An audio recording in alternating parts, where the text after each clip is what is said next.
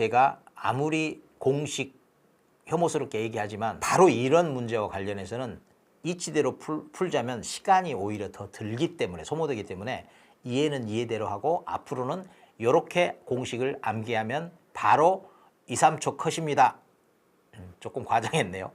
5초, 7초 뭐 이 정도로 풀어낼 수가 있다. 그 공식을 말씀을 드릴게요.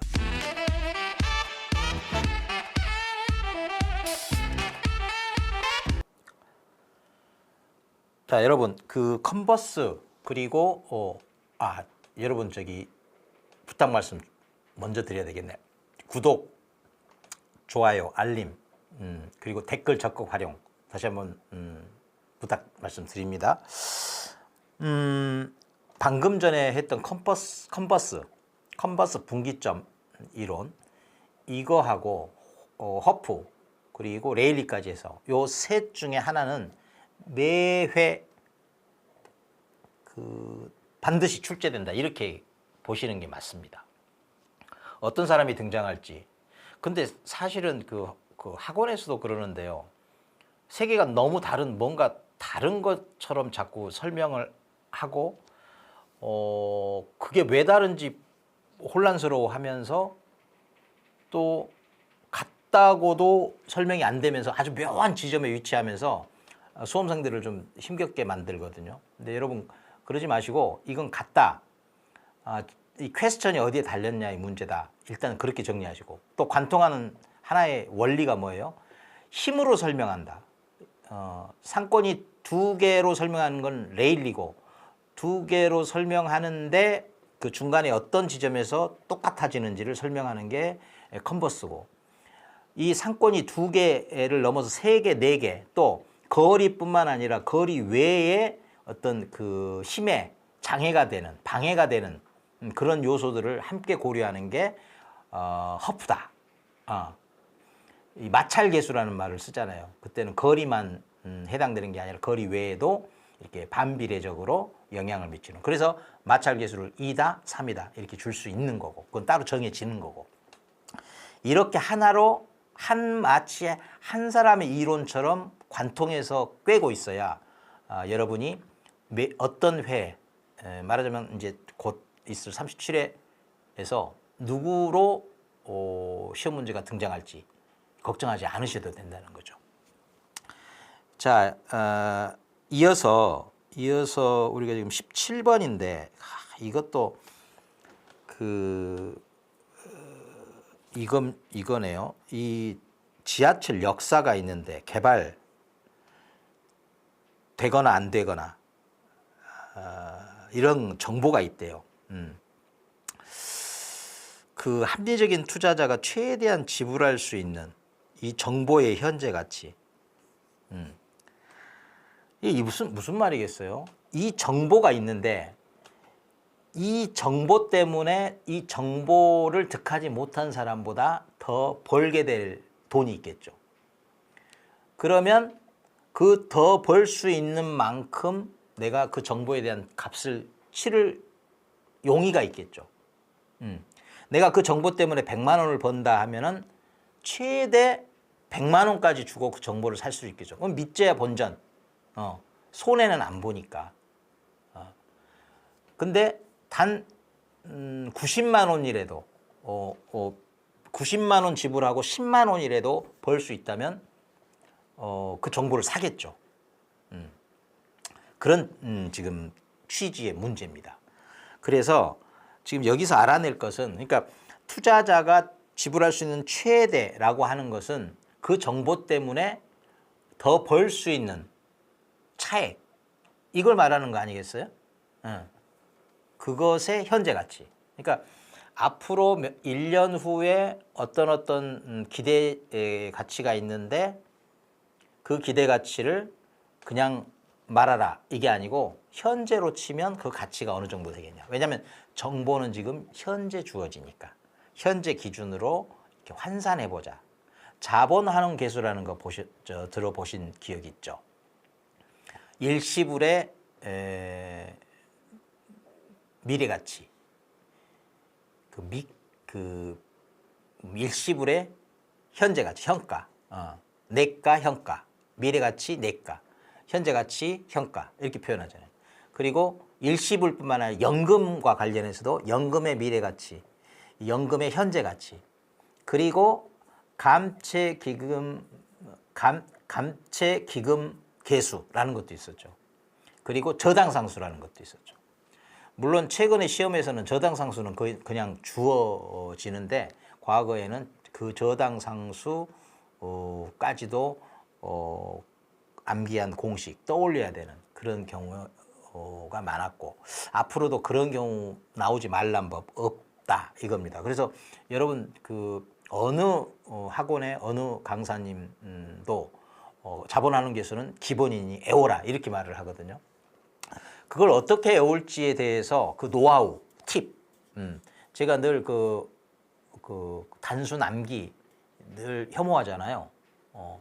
근데 암기 피할 수 없는 부분들이 있다. 그러나 그렇다 하더라도 그냥 외운다는 건 없다.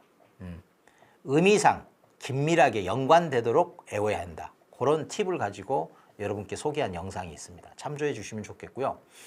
제가 이 문제를 필요한 만큼 풀고 왜냐하면 여기에도 일시불의 그 현재가치 여기 지금 현재가치라는 말이 나오잖아요. 그 부분에 관해서는 설명을 당장 하겠지만 나머지는 그 말미에 플러스 알파로 좀 설명을 드릴까 합니다. 그러니까 요 문제풀이만을 위해서 시간을 할애한 분들은 요것으로 마무리하시고 제가 플러스 알파로 붙이는 부분은 녹화된 걸로 보셔도 좋을 것 같아요. 그리고 미리 말씀드리는데 제가 아무리 공식 혐오스럽게 얘기하지만 바로 이런 문제와 관련해서는 이치를 설명해 드리지만 이치대로 풀자면 시간이 오히려 더 들기 때문에 소모되기 때문에 이해는 이해대로 하고 앞으로는 이렇게 공식을 암기하면 바로 2, 3초 컷입니다. 조금 과장했네요. 5초, 7초 뭐 이 정도로 풀어낼 수가 있다. 그 공식을 말씀을 드릴게요. 자, 먼저 문제 2에 늘 하듯이 문제 2에 자, 여기까지는 설명을 드렸어요. 정보가 있다. 투자자가 지불할 수 있는 그 최대치 그리고 그것의 현재 가치까지 이렇게 물어보는 거예요. 자, 그러면 이렇게 해야 되겠죠. 자, 먼저 보죠. 지하철 역사 개발 예정지 인근에 A 토지가 있대요. 이 A 토지가 지하철 역사가 개발되느냐 마느냐에 따라서 그 값이 뛸 수 있겠죠. 자, 1년 후입니다. 1년이에요. 지하철 역사가 개발될 가능성, 개발 가능성은 60%. 그러니까 거꾸로 개발 안 될 가능성은 몇 프로 얘기했어요? 40%. 그 금방 알아낼 수 있는 거고. 그 다음에 1년 후 지하철 역사가 개발되면 토지 가격이 14억 3천만 원. 개발되지 않으면 8억 8천만 원. 이렇게 예상된대요. 투자자의 요구 수익률, 할인율. 여러분 요구 수익률이나 할인율은 이자율로 이해하시면 됩니다. 이자율, R. 보통 R로 표현이 되죠. rate. 그게 연 10%랍니다. 연이니까 이게 1년하고 일치가 되네요. 되게 이렇게 일치시켜서 주죠. 자, 여기서 여러분이 그 구조적으로 이해를 하셔야 되는 게 뭐냐면 이 부분입니다. 요거 색깔을 좀 바꿔볼게요. 자, 이 역사가 있어요. 역사를 이렇게 한번 역사가 이렇게 생기진 않았겠지만 역사가 있어요. 그 옆에 이렇게 토지가 있어요. 이 토지가 요 개발이 된다고 했을 때는 5로 표시할게요. 그게 14억 3천만 원. 3천만 원. 네, 14억 3천만 원. 안 됐다고 개발이 안 될 때는 가치가 뚝 떨어지죠. 8억. 두 개 하죠. 8억은. 8억 8천만. 요렇게. 자, 여러분 이겁니다. 이게 지금 될지 안 될지 몰라. 될지 안 될지 모를 때에 기대할 수 있는 거. 그런데 확실히 된다라는 정보가 있어서 될 때 그때 기대할 수 있는 거. 그 둘의 차이가 곧 그 정보의 가치가 되겠죠. 자, 정보가 없어. 정보가 없을 때는 어떻게 돼요? 14억 3천만 원의 확률은, 그렇게 될 확률은 60%죠. 그리고 8억 8천만 원일 확률은 안 될 확률, 안 됐을 때니까 가치니까 40%겠죠. 예. 요 둘을 더하면 기대할 수 있는 기대치가 되는 거죠. 이걸 뭐라고 그래요? 가중 평균이라고 하죠. 요 값은 몇 프로, 요 값은 몇 프로. 그래서 다 합하면 최종적으로 기대할 수 있는 값. 이렇게 되는 거예요. 그러니까 공식적으로 요것이 1년 후에 기대할 수 있는 어떤 상황에서 아무 정보가 없을 때 될 수도 있고 안 될 수도 있고 이러니까. 그래서 이 될 수도 있고 안 될 수도 있으니까 60% 40% 이렇게 값을 가중치를 주고 하면 그게 이제 기대할 수 있는 가중 평균치가 된다는 거예요. 그런데 문제는 뭐냐면 그 돈이 1년 후의 가치잖아요. 그러니까 이거를 1년 전으로 다시 끌어와야 돼. 현재로. 그 공식이 일시불의 현재 가치 공식이죠. 그 일시불의 현재 가치는 나눠줘요. 어떻게 나누냐면 1 플러스 R. R이 뭐냐면 여기서 여기 할인율이라고 나온 게 R입니다. 10%. 아예 그냥 여기다 10% 이렇게 써버릴까요? 10% 플러스 10%. 이렇게 하면 1년이니까 여기는 뭐 n승 그러는데 n이 1이니까 쓸 필요 없는 거죠. 대개 시험 문제에서는 이렇게 1로 주어지는 거죠. 그러면 이 값이 나올 거 아닙니까? 요 값. 요게 이제 모르겠다. 정보, 인포메이션이 없을 때 기대치죠. 근데 정보가 주어졌을 때는 어떻게 될까요? 100%, 14억 3천만 원이 100%잖아요, 100%. 그러니까 뭐 100% 곱할 필요도 없죠. 100%가 곧 1이니까. 요거죠. 요것에 이건 역시도 현재 가치. 이렇게 되겠죠? 그럼 현재 가치는 어떻게 구해요? 분모로 해서 1 플러스 10%. 이렇게 하면 되는 거예요. 그러면 이제 아까 말씀드렸죠. 확실할 때에서 이도 저도 잘 모르겠다 했을 때 기대치 빼면 그게 곧 정보의 가치가 되겠죠. 정보에 둘 다 현재 가치로 환원했으니까 그 차익이 곧 정보의 현재 가치가 되겠죠. 그러니까 이 현재 가치라는 말 때문에 1 플러스 10%. 근데 여러분 1 플러스 10%는 여러분 저기 10%가 바로 1에 더해질 수 없잖아요. 어떻게 해야 돼요? 여러분 중에는 10%를 0.1로 고쳐야 된다는 걸 아는 분도 계시고 모르는 분은 여러분 퍼센테이지는 수로 나타내면 100분의 1이잖아요. 알고 계시잖아. 그래서 10%는요. 10 곱하기 100분의 1이에요. 그런 뜻이에요. 그러면 10분의 1, 0.1 이렇게 되는 거죠. 근데요. 여러분 정 모르겠으면 제가 잠깐만 보이실지 모르겠는데 요 지금 계산기인데요. 10%는요. 10%는 사실은 이 10% 이렇게 해갖고는 안 나타나요. 계산기에. 그게 아니고 항상 1 곱하기 10% 이렇게 하면 0.1로 딱 뜹니다. 그러니까 이 퍼센테이지는 마치 우리가 그 종이 위에 쓸 때 이렇게 단위처럼 계산기도 이렇게 표현되지가 않아요. 항상 곱하기 나누기 다음에 퍼센테이지가 와야 100분의 1로 값이 먹어지면서 계산이 이루어지는 거예요. 그 점을 좀 아시기 바랍니다.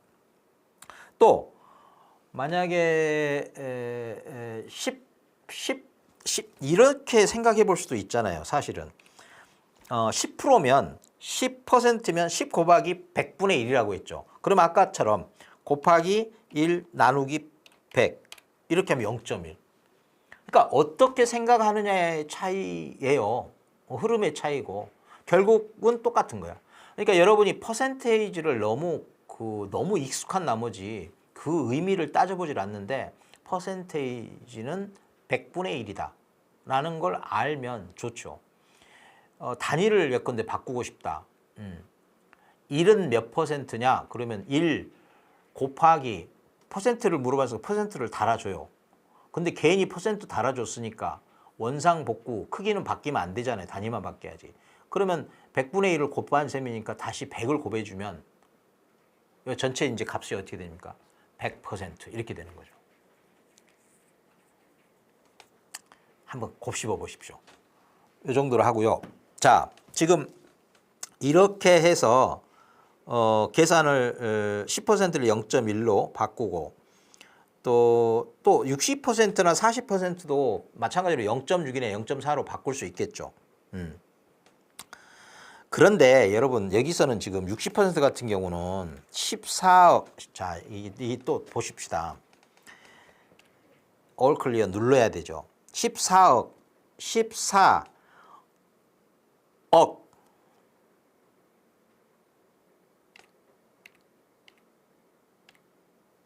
여러분 이게 14억이에요. 하나, 둘, 셋, 둘을. 그러니까 이 커마 하나가 만이라고 했잖아요. 만이니까 4는 둘. 이렇게 둘. 이게 14억이에요. 거기에 14억 3천만 원이잖아요. 여기에 사실은 여기 3천만 원, 3천만 하면 이렇게 사실은 14억 3천만 이러는데 여러분 알고 계시잖아요. 14억 그러니까 이것도 하나 말씀드릴게요. 그 계산기 반복인데 이게 보면은 그 예컨대 1억이다 그러면 1 하나 둘 셋 넷 그다음에 하나 둘 셋 넷 이렇게 한 게 1억이에요. 1억. 요 네 개를 이렇게 표시하고 이렇게 표시하고 예. 하자는 거였죠. 그러니까 억 하면은 요렇게 묶음 요렇게 그래서 그 표기법을 지난 영상에서 한번 확인을 해 보시면 편하게 또 이해가 되실 거예요. 여튼 14억 3천 이렇게 표시가 되는데 여기에 곱하기 60%는 바꿀 필요 없이 60% 하면 된다고 했잖아요. 이렇게 뜬다니까요. 그래서 지금 이 문제 푸는데도 계산기를 어떻게 다루면 어떻게 활용하면 문제에서 쉽고 간편하면서 정확하게 할 수 있는지에 대해서 이 다른 영상에서 말씀드린 거 있거든요. 우리 흔 PD께서 아마 그 연결시켜 주실 겁니다. 링크 달아 주실 테니까 뭐 이쪽이든 참조하시기 바랍니다. 자, 여기까지 하면 이제 풀어내는 플로우 그리고 그 푸는 과정에서 숫자를 계산기로 다루는 방식까지 다 설명해 드린 거예요. 나머지는 직접 여러분이 이제 눌러보는 방법 그리고 계산기를 누를 때 어떻게 눌러야 되는지에 대해서 시행착오를 통해서 여러분의 손놀림이 완벽해지는 거 이게 필요한 거거든요. 지금 여기까지 일단 말씀드리고 잠깐 요 문제는 여기서 잠깐 쉴게요. 쉬고 여기서는 한 5분 쉴게요. 요거를 직접 한번 눌러보시라고 계산기로. 네. 눌러보시고 값을 한번 찾아보시고 그런 다음에 제가 몇 초에 끝낼 수 있는 공식 하나를 알려드릴게. 그 의미적으로 연결됐기 때문에 무턱대고 외우는 게 아니란 말이에요. 그 제가 최소한의 그 공식들을 알려줄 때는 그냥 외워져 버릴 수 있는 방식 외에는 외우라고 말씀드리지 않습니다. 예. 외우지 않으려고 발버둥 쳐도 외우지는 그런 거 하나 있거든요. 그거 하나 말씀을 드릴 테니까 조금 시간적 여유를 가지신 분은 보시고 정이 시간적 여유가 안 된다 하면은 이게 녹화된 거 나중에 따로 또 보시기 바랍니다.